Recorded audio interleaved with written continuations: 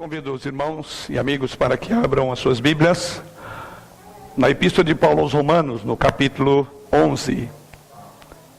Epístola de Paulo aos Romanos, no capítulo 11, dos versos 33 ao verso 36. Assim nos diz o Senhor através da sua palavra: ó profundidade da riqueza, tanto da sabedoria como do conhecimento de Deus! Quão insondáveis são os seus juízos e quão inescrutáveis os seus caminhos! Quem, pois, conheceu a mente do Senhor? Ou quem foi o seu conselheiro? Ou quem primeiro deu a ele para que ele venha a ser restituído? Porque dele, e por meio dele, e para ele são todas as coisas. A ele, pois, a glória eternamente. Amém. Que o Senhor nos conduza por meio desta passagem ao assunto e à voz dele que teremos nessa noite.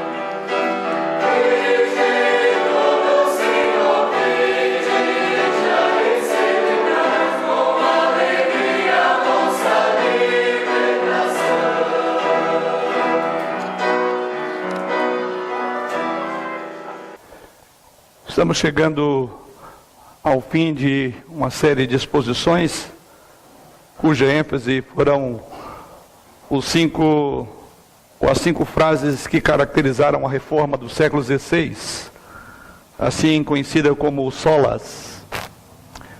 É bem sabido, irmãos, que onde o catolicismo romano dominou em toda a Europa, algumas coisas marcaram. A primeira delas, onde imperava o catolicismo romano, o homem comum foi muitas vezes ignorado ou até mesmo suprimido. Um outro aspecto é que as escrituras estavam acorrentadas nesse período, que também é conhecido nos livros de história como o período das trevas. Somente os padres tinham a permissão para Cristo, o mediador, lamentavelmente havia sido substituído por Maria, pelos sacramentos administrados pela igreja, pelos rituais religiosos ou pela própria autoridade do clero romano. A graça de Deus dependia de confissões auriculares e indulgências. E por fim a fé havia sido substituída pelo batismo, pelas ordenanças. E a glória de Deus era substituída pela glória de Roma, com seus ídolos e suas imagens. Estamos aí vivendo um período extraordinário da nossa história protestante. Em toda a cristandade, em todo o mundo, estamos comemorando os 500 anos da Reforma. E faz-se necessário, conforme temos visto ao longo dos últimos domingos, refletir sobre estas bases sobre as quais a Reforma do século XVI se estabeleceu.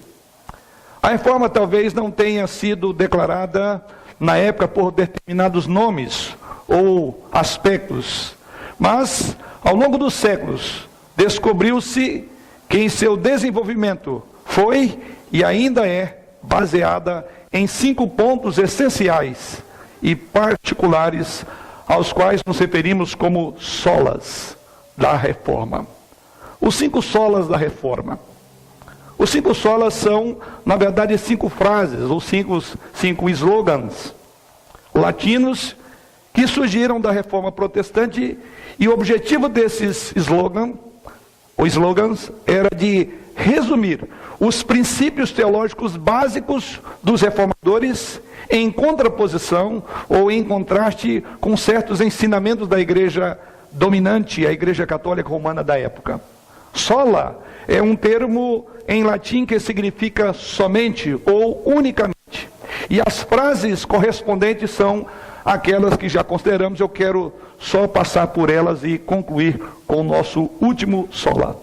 O primeiro sola é sola scriptura, ou somente a escritura.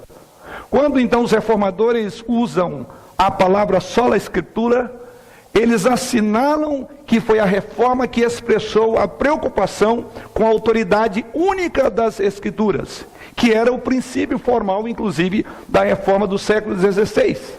E quando dizemos, e como reformado hoje reafirmamos esse mesmo slogan, quando assim o afirmamos, significa então que a Bíblia, tão somente a Bíblia, é a nossa máxima autoridade de governo e de vida.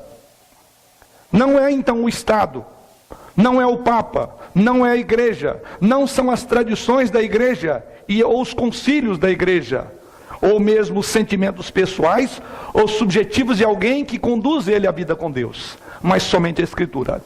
Então somente a Escritura tornou-se então a afirmação pela autoridade de nossa fé e de nossa prática, como também está exarado nos nossos símbolos de fé na Confissão de Fé de Westminster, quando claramente diz que a Bíblia é a nossa única regra de fé e de prática. O segundo sola, solus Christus, ou somente Cristo. Quando os reformados afirmam ou usam as palavras solus Christus, os reformados com isso estão assinalando que foi a Reforma que chamou a igreja de volta à fé somente em Cristo, como o único mediador, como o único sacerdote entre Deus e o homem. Este ensinamento não afasta Deus, o Pai, e a obra do Espírito Santo na obra da redenção ou da salvação. Mas o que faz? Esse solus Christus insiste em que Cristo Jesus, o Deus homem sozinho, é o único redentor, é o único mediador da humanidade. Não há outra necessidade. Não temos outra necessidade para a salvação e que pode ser satisfeita senão em Cristo. Com isso, os reformadores e nós reformados queremos dizer que não é o Papa como vigário de Cristo, não é a Igreja Católica Romana com seus sacramentos, não é o sacerdote para ouvir confissões auriculares, não são os fiéis e os santos que estão orando no purgatório para pagar o peso dos pecados dessas almas, e não é Maria como co-mediadora para interceder em nome de outros. Ou seja, somente Cristo então tornou-se a afirmação pelo centro da realização, o meio pelo qual Deus no seu eterno plano salva pecadores, pela redenção que há no sangue de Cristo. sola gratia. Somente a graça. Quando os reformadores usam a palavra somente a graça, eles assinalam que foi a reforma que declarou um aspecto bíblico extremamente essencial no Evangelho, de que toda a humanidade não pode, na sua natureza caída, desejar entender ou crer nas coisas que dizem respeito à salvação, quanto à sua salvação. Cristo é totalmente, ou seja, o conhecimento de Cristo é totalmente vindo por meio da graça. Salvação pela graça, então, significa que não é em nenhum sentido o trabalho humano a salvação, ou por posição, por privilégios.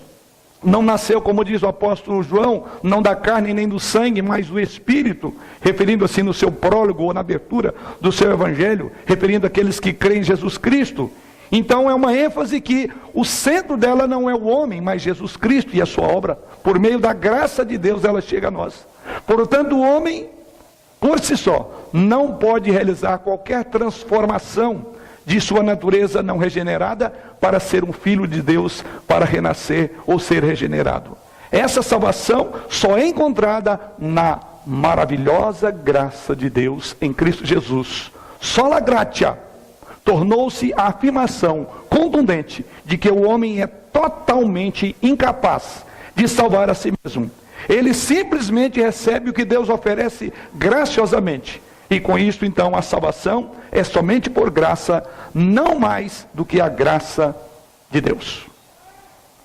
Sola fide, somente a fé. Foi a nossa quarta perspectiva, ou é o quarto fundamento, o quarto slogan que caracterizou e caracteriza-nos como reformados.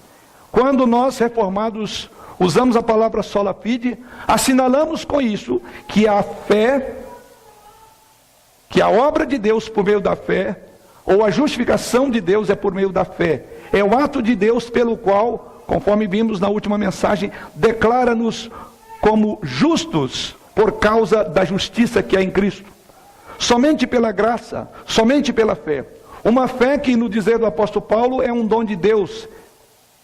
É uma fé que nós obtemos por meio da pregação. Então não é fé por obras, porque isso então daria o homem razão para gloriar ou gabar. Não é uma fé por declaração por causa de alguma autoridade, porque isso notariamente haveria de dar ao homem motivo para sentir superior. Não é por livre vontade de alguém, pois isso certamente daria ao homem motivos para sentir-se soberano. Os reformadores chamaram de justificação pela fé o princípio material do cristianismo, envolvendo a própria substância do que uma pessoa deve entender e crer para ser salvo, declarando que o pecador é justificado apenas pela fé. Sola fide.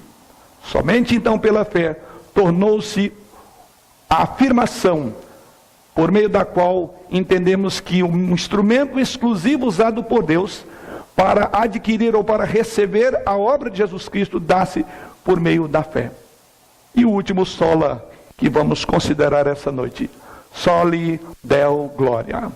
Glória a Deus. E por esta afirmação, por esse slogan, quando os reformadores usam as palavras soli deo gloria, apontam para a declaração da reforma de reivindicar que o ensinamento bíblico é muito claro sobre a soberania de Deus, sobre todos os aspectos relativos à humanidade e à vida do crente.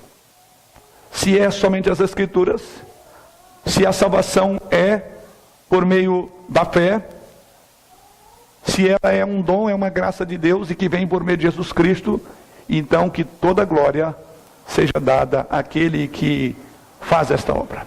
Toda glória deve ser dada a Deus. Então, por glória somente a Deus, é a afirmação de que o propósito de nossa fé e prática é a glória dele. Como também assim temos nos nossos símbolos de fé. Como também a primeira pergunta do catecismo das crianças, ou breve catecismo, qual é o fim principal do homem? A resposta é a glória de Deus. Servir e glorificar a Deus. Exatamente esse é o nosso tema dessa noite, irmãos. Essa doutrina, na verdade, poderíamos chamá-la de o ápice de todos os solas, a quem todos os solas haverão de convergir. exatamente para esse. É o centro dos solas, em torno dos quais se giram todos os outros solas. Pensemos bem, nós somos justificados pela fé somente, porque toda a obra e a glória são para Deus somente em Cristo Jesus. Nós olhamos para as Escrituras somente, porque somente a palavra de Deus é aquilo que pode revelar a Deus e a sua salvação, o seu plano redentor. Deus é mais glorificado quando a sua palavra é confiável, ou é aquela em que nós depositamos a confiança. Nossa salvação é somente pela graça, porque em nós Ele é mais glorificado quando nós recebemos dele. Então não há espaço para autoestima, para a glória humana. Nossa salvação é conquistada unicamente através da obra de Cristo. E consequentemente, Deus somente é glorificado por meio de Jesus Cristo. Deus é glorificado pelo seu plano eterno. É exatamente o que vemos na linguagem de Paulo, no texto que vos lemos esta noite, a partir do verso 33. E no final da nossa leitura, no verso 36, Paulo afirma: a ele, pois, a glória eternamente. Amém. Deus é glorificado pelo seu plano eterno. É o nosso tema. Soli Deo Gloria. Como é que Paulo trabalha isso? Vamos entender primeiramente o contexto dessa passagem que Paulo escreve aqui. O que vemos aqui, na verdade, é um sumário de tudo aquilo que o coração de Paulo encantou quando ele expõe as doutrinas da graça nos versos ou nos capítulos anteriores. O que ocorre, irmãos, é que até aqui Paulo escreveu um longo discurso sobre os assuntos da redenção. E esses assuntos começam aqui no capítulo 1 dessa carta e vai até o texto em consideração, até o capítulo 11. E o que Paulo apresenta em todos esses capítulos, ele apresenta o problema do pecado e ao mesmo tempo a solução da fé, por meio da fé em Cristo Jesus. E Paulo inclusive tem um apêndice lá no capítulo 9 dessa carta, quando ele fala de que Deus tem um plano específico para Israel. Então Paulo conclui esta última parte da sua fala com essa doxologia de louvor a Deus, com as palavras finais do verso de número 32, a ele, pois, diz, a glória eternamente. Amém. Essas palavras provavelmente são espontâneas. É como que Paulo fosse apanhado naquele momento de reflexão, pelos maravilhosos caminhos traçados por Deus de salvar homens pecadores, de justificar o injusto, de salvar o perdido, de derramar graça para aquele que não merece a graça. E essas palavras então formam uma única conclusão lógica no discurso de Paulo. E ele diz, tudo então deve convergir para a glória de Deus. Daí a afirmação do verso, a ele, pois, a glória eternamente. Soli Deo Gloria. Eu quero destacar alguns aspectos, verdades sublimes, nesta breve expressão, ou nesses breves versículos que conclui Paulo no capítulo 11. Primeiramente, quando pensamos em Soli Deo Gloria, a primeira coisa é que a teologia precisa transformar em doxologia. É um caminho natural. Veja que é exatamente isso que Paulo diz a partir do verso 33. Paulo vem até aqui apresentando toda a doutrina da teologia. Como Deus salva pecadores, como Deus redime perdidos, como Deus ressuscita mortos na incredulidade, como Deus graciosamente provê em Cristo a justificação do pecador, como Deus pode ser justo e justificador daqueles que creem em Jesus Cristo. E ao expor a teologia, então essa teologia ela desemboca numa doxologia. Paulo passa da teologia para a doxologia, ou seja, Paulo passa da doutrina para o louvor, do argumento para a adoração. Não devemos separar então, irmãos, a nossa crença ou a nossa teologia, aquilo em que cremos. Não devemos, pois, então separar da nossa doxologia, o nosso culto a Deus. Devemos então acautelar-nos tanto de uma teologia sem devoção, como de uma devoção sem teologia. Ou seja, somos conhecidos como os grandes teólogos, somos conhecidos e caracterizados como uma estrutura gigantesca em doutrinas reformadas. Mas devemos tomar cuidado para que a doutrina não tome a nossa devoção. Ou seja, precisamos considerar que toda doutrina deve levar a um ato de contrição, de confissão. Foi exatamente isso que Paulo fez. Quando ele estuda, quando ele analisa todas as doutrinas da graça, ele então é levado, por assim dizer, a ajoelhar, a quedar-se diante do Senhor e dizer: glória seja dada a nosso Deus. Somente Ele. Em outras palavras, então a nossa teologia deve transformar em doxologia. O nosso conhecimento tem que transformar em piedade. Não adianta conhecermos e vivemos na aridez do nosso próprio raciocínio, da nossa própria linguagem teológica. Faz-nos necessário, então, que o nosso culto seja de fato um culto, essa doxologia, o nosso culto a Deus, deve ter como fundamento, sim, toda a nossa teologia, mas a nossa teologia, ou a teologia que cremos, a teologia bíblica, leva, consequentemente, a render todo o preito de gratidão a Deus. Posto que todos esses 4 solas que abordamos até aqui, todos eles estão em Deus. As Escrituras vêm a nós por vontade divina e não por vontade humana. Deus fala a nós através das Escrituras. A salvação é pela graça, não está em nós. É uma obra que foi realizada não nossa, mas em Jesus Cristo. Nós somos justificados por Cristo. Então, quando você olha todos esses 4 solas, como observamos até aqui, certamente chegaremos à mesma conclusão que Paulo chegou: glória seja dada a Deus. Só lhe deu glória. Não há ninguém que, impactado pelo conhecimento bíblico, não chegará a essa mesma conclusão. Em segundo lugar, irmãos, quando Paulo diz aí nos versos 33 a 35, ele revela com isso também que as coisas profundas de Deus devem levar-nos a uma adoração e não uma frívola especulação. Observe o que Paulo diz: ó profundidade da riqueza, tanto da sabedoria como do conhecimento de Deus, quão insondáveis são os seus juízos, e quão inescrutáveis os seus caminhos. Veja a indagação que Paulo faz. Como um viajante que atinge o pico extremo de uma escada, o apóstolo volta-se de uma forma muito interessante e contempla. E ele diz aqui: as profundezas de Deus estão aos seus pés. Ele conheceu. Mas ele diz mais: iluminada por ondas de luz, e em toda extensão seus olhos vislumbram no horizonte a imensa glória de Deus. E antes de descrever as implicações práticas do Evangelho, Paulo prostra-se diante de Deus e diz: ó profundidade da riqueza, quão insondáveis são os seus caminhos.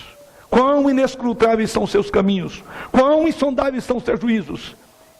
Então, no conhecimento bíblico não cabe especulação. Conhecer as profundezas de Deus deve levar-nos à adoração e não à especulação frívola. Lamentavelmente, as religiões místicas caminham por esse campo, começam a especular, com especulações frívolas, porque não conhecem esse Deus revelado nas Escrituras, ou ao contrário, querem sondar, e o que Paulo diz que são insondáveis, são inescrutáveis. E é por isso que Paulo conclui no verso de número 36, diante desse ser insondável, inescrutável, eu me prostro e eu o adoro.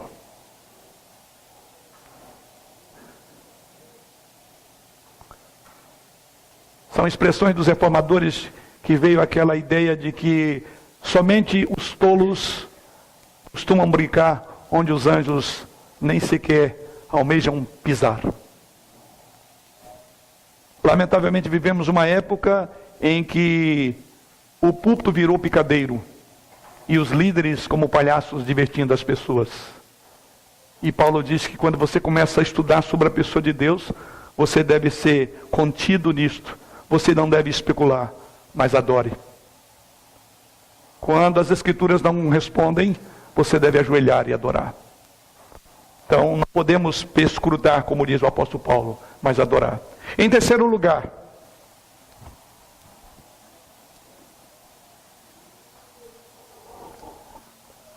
o estudo do conhecimento de Deus, o estudo da teologia, deve levar à compreensão de que Deus não pode ser domesticado, nem plenamente compreendido por nossa mente finita.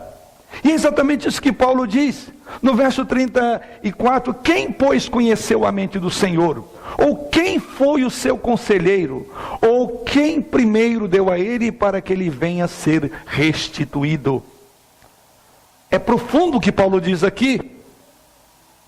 Ele diz que Deus não pode ser contido e domesticado pela nossa visão. Paulo destaca aqui algumas verdades no verso 33. Primeiramente, ele fala de profundidade da riqueza de Deus. Certamente, quando vocês tiveram a oportunidade, ou já leram o texto de Paulo na sua carta aqui mesmo, no capítulo 2, capítulo 9, Paulo já havia falado sobre as riquezas de Deus. E mais uma vez ele volta à ideia das riquezas de Deus. E a ideia predominante aqui é de que a salvação é uma dádiva de Deus, que enriquece imensamente aqueles a quem ela é concedida. Por isso são as riquezas insondáveis de Deus em Cristo Jesus, como foi um dos temas dos nossos solas. E é exatamente para essa riqueza que ele diz exatamente aqui. Que grande riqueza de Deus em Cristo Jesus. Quantos presentes gloriosos nós temos por meio de Deus. Por isso que ele fala de profundidade da riqueza de Deus. Depois ainda no verso 33 ele fala da inescrutável sabedoria de Deus. Ou seja, o conhecimento de Deus se refere ao todo inclusivo e exaustivo entendimento que podemos ter de Deus. A sabedoria fala sobre o arranjo e adaptação de todas as coisas para o cumprimento de seus santos propósitos. Foi exatamente a sabedoria de Deus que planejou a salvação que estudamos ao longo desses domingos. Foi a sabedoria de Deus que revelou a sua riqueza, que concedeu-nos Jesus Cristo como o tesouro mais precioso. Os juízos de Deus são apenas profundos, não são apenas profundos, mas também insondáveis, como Paulo diz, quão insondáveis. Seres finitos como nós não podem penetrar essas profundezas, esses caminhos inescrutáveis, como diz Paulo. Seres finitos como nós, como diz John Murray, diz que é um erro pensar que a nossa incompreensibilidade de Deus se aplica somente ao seu conselho secreto e ainda não revelado. John Murray continua afirmando: o que Deus não revelou não cabe no âmbito de nosso conhecimento. É inapreensível, diz ele. Conclui em suas palavras: porém, um aspecto mais significativo desta incompreensibilidade é aquele que se aplica ao que Deus revelou. O conselho revelado foi o que compeliu o apóstolo à doxologia. E é por isso que ele conclui dizendo: que profundidade é esta? Mas ainda no verso 34 e 35, ele fala da absoluta independência de Deus. Observe: quem, pois, conheceu a mente do Senhor? Ou com quem foi ele? Ou quem foi o seu conselheiro? Ou quem primeiro deu a ele para que ele venha a ser restituído? Todas as outras religiões fazem depender do homem a sua salvação. E Paulo, quando contempla tudo pelo qual ele passou nesses capítulos de 1 a 10, ele chega a essa conclusão: quem é que deu a ele? Quem ensinou a ele? Em outras palavras, Paulo aqui está destacando a absoluta independência de Deus na salvação do pecador. A mente de Deus não pode ser exaurida pela mente finita dos homens. Não podemos tornar Deus mais sábio com os nossos conselhos. Por isso que ele diz: quem deu conselho para ele? Deus não depende de suas criaturas, nós é que dependemos dele. Como dizia Paulo aos filósofos em Atenas, em Atos capítulo 17, porque é nele que vivemos, movemos, existimos. Citando inclusive poetas da sua época. Mas em quarto e último lugar, o estudo da doutrina deve levar-nos a completa rendição a Deus. E então, é isso que Paulo afirma no verso de número 36. Porque dele, e por meio dele, e para ele, são todas as coisas. Veja verdades destacadas neste último verso. Primeiramente, ele diz que Deus é a origem de todas as coisas. Deus é a origem, irmãos, do mundo natural, assim como do mundo espiritual. O mundo visível, aquilo que a nossa mente, que os nossos olhos, que os nossos sentidos podem aperceber, e o mundo espiritual. Deus é a origem da criação material. Deus é a origem de uma igreja multirracial. constituída de todos os crentes em todas as épocas e em todos os lugares. Todas as coisas são de Deus, pois Ele é o autor de tudo. A sua vontade é a origem da existência de todas as coisas. Em segundo lugar, no verso 33, Paulo diz que Deus também não só é o originador das coisas, mas Ele é o sustentador de todas as coisas. Se nós perguntarmos de onde surgiram todas as coisas, a nossa única resposta será de Deus. Se nós indagarmos como todas as coisas vieram a existir e como continuam existindo, a resposta será por intermédio dele, como diz Paulo. Todas as coisas são por Deus, pois todas as coisas são criadas por meio dele. Ele é o agente por trás de todas as coisas. Mas Paulo continua dizendo ainda no verso 36, que Deus é o herdeiro de todas as coisas.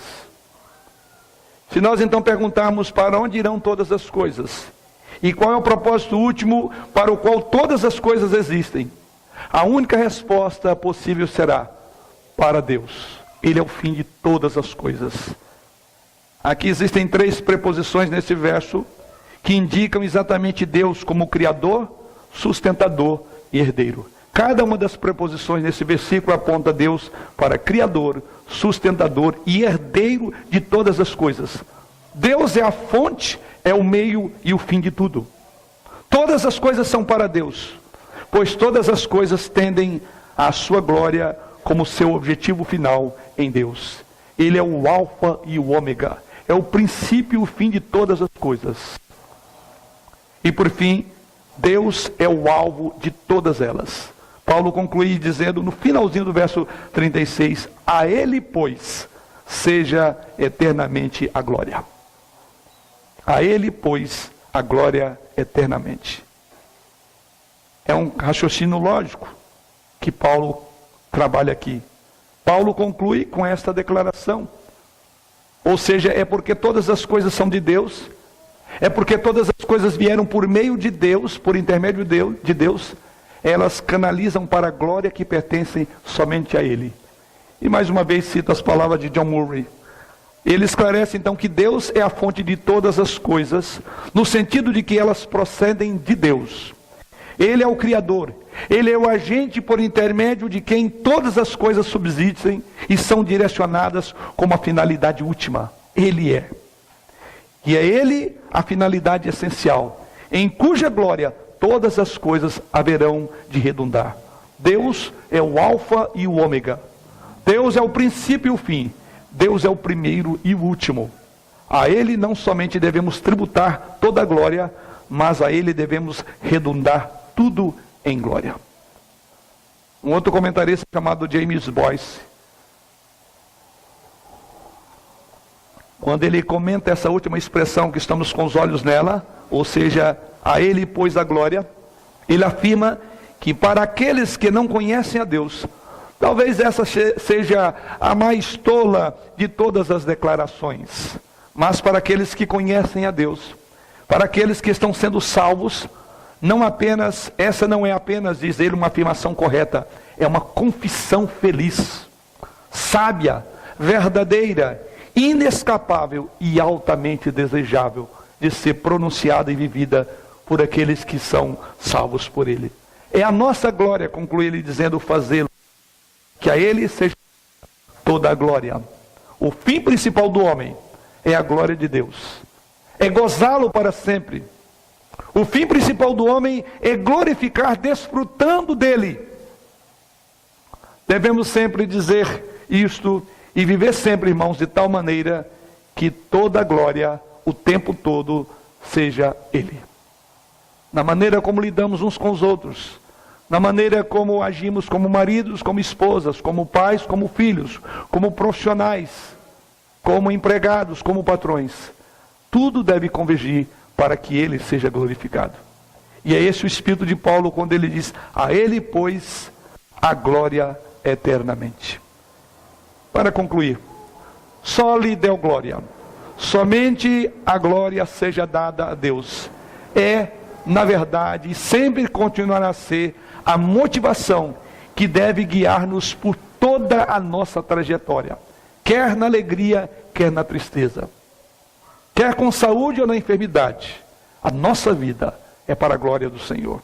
Deus é digno de nossa honra, de nosso louvor. Deus é digno, irmãos, da nossa adoração, da nossa reverência. Deus é digno da nossa veneração, da nossa admiração, da nossa adoração, porque Ele é um Deus glorioso, como revelado em seus atributos e suas ações. Foram exatamente esses atributos e ações de Deus, no curso da história, que Paulo contempla e diz: seja dada toda a glória a Ele. Toda a vida, então, tem como alvo contemplar, experimentar, magnificar, proclamar, viver para a glória de Deus tão somente. É para a sua glória que Deus criou o mundo e tudo o que existe. É para a sua glória que Deus planejou e executou o plano de redenção. É por causa da sua glória que Ele está movendo toda a história para um futuro clímax com o retorno do seu Filho, o Senhor Jesus Cristo. E é para a sua glória que Ele estabeleceu um novo céu e uma nova terra. Sua própria glória é não o seu maior objetivo, mas a própria glória é o único objetivo dele. Que aplicações podemos tirar desta mensagem? Primeiro, esta verdade então torna a igreja a pessoa mais valiosa da terra. Porque a glória de Deus, que é Jesus Cristo, que está em Cristo, está ligado à igreja. Ele morreu pela sua igreja. E esta é a primeira grande e gloriosa implicação. Torna a igreja valiosa. Esse tesouro precioso, que ouvimos na segunda mensagem dessa série, falava exatamente de Jesus Cristo. Sabedoria, justiça, santificação e redenção. E esse Jesus é nosso. Deus nos deu Jesus. Segunda implicação. Esta verdade arma a igreja com um poder extraordinário e sobrenatural. Porque a glória de Deus, que se via na coluna de nuvem, aquela glória de Deus que encheu o tabernáculo, o templo, esta glória habita em nós. Ele mandou o seu Espírito, que habita na igreja.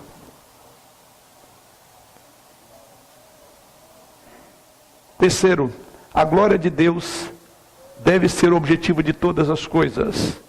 O apóstolo Paulo, escrevendo na sua primeira carta aos Coríntios, no capítulo 10, versículo 31, ele diz: portanto, quer comais, quer bebais ou façais outra coisa qualquer, fazei tudo para a glória de Deus. Até o modo como você leva um garfo na boca, o que você come, o que você bebe, você deve ter como propósito a glória de Deus. Gestos tão simples e tão corriqueiros, que pode passar-nos despercebido. Paulo diz: tudo que você fizer, faça visando a glória de Deus. Em que Deus está sendo glorificado? Na maneira como eu lido com essa pessoa, como eu trato o meu próximo, como eu como eu lido com o meu corpo, com a minha sabedoria. Aonde é que Deus entra em tudo isso? Paulo diz: tudo é para a glória dele. Em quarto lugar, a grande missão da igreja e objetivo é declarar a glória de Deus entre as nações. O salmista no Salmo 96, versos 1 a 3 diz: cantai ao Senhor um novo cântico, cantai ao Senhor todas as terras, cantai ao Senhor, bendizei o seu nome, proclamai a sua salvação dia após dia. E o verso final, o verso 3, ele diz: anunciai entre as nações a sua glória e entre todos os povos as suas maravilhas. É o papel da igreja, é anunciar em todas as nações a glória de Deus.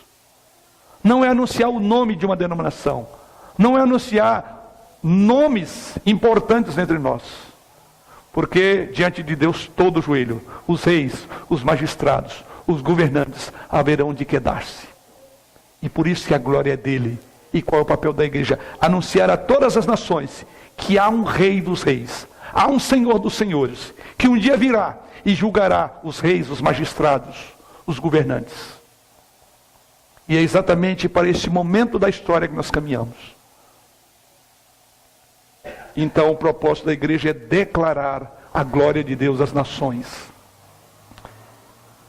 E por fim, a glória visível de Deus será vista na própria eternidade. O texto de Apocalipse, o apóstolo João, na ilha de Patmos, quando recebeu a sua revelação, lá no capítulo 21, versos 22 e 23, ele afirma o seguinte: Nela não vi santuário, porque o seu santuário era o Senhor, o Deus Todo-Poderoso e o Cordeiro. A cidade não precisa do sol nem da lua para lhe darem claridade, pois a glória de Deus a iluminou e o Cordeiro é a sua lâmpada. Estamos caminhando para aquele grande e glorioso dia, que a glória visível de Deus será vista na eternidade. Na linguagem do apóstolo João, que a glória de Deus iluminou a cidade. É a cidade que ele se refere nesse texto. E o Cordeiro de Deus é a sua lâmpada. Só lhe deu glória por toda a obra de salvação que começa, caminha e termina em Deus. Portanto, a glória seja dada a Ele. E é para a glória dele que trouxemos, dentro do contexto da própria história, esses 5 solas, objetivando com isso que a igreja continue firmada nele. Porque no passado foi a Cúria Romana que obscureceu todo esse ensinamento da plebe, do povo comum. Mas hoje temos as Escrituras, conforme uma das proposições na tese de Lutero, a liberdade de que os leigos, de que as pessoas simples lessem a Bíblia. A Bíblia saiu do latim e passou para o alemão, e Lutero contribuiu grandemente para isso. E hoje temos a Bíblia em nossa língua, mas lamentavelmente muitos continuam ignorantes dessas verdades tão proclamadas na reforma do século XVI. E é por isso mesmo que, como igreja reformada, precisamos de reafirmar esses 5 solas, porque uma igreja reformada sempre estará reformando. E não há dúvida de que os dias atuais precisam de uma nova reforma. As famílias estão sendo atacadas de todos os flancos. A imoralidade campeia a nossa nação. Os desgovernos continuam de forma assustadora em todos os cantos desse país. E a igreja tem um grande papel. Ela é o porta-voz. Ela é o atalaia de Deus. É a voz profética dessa nação.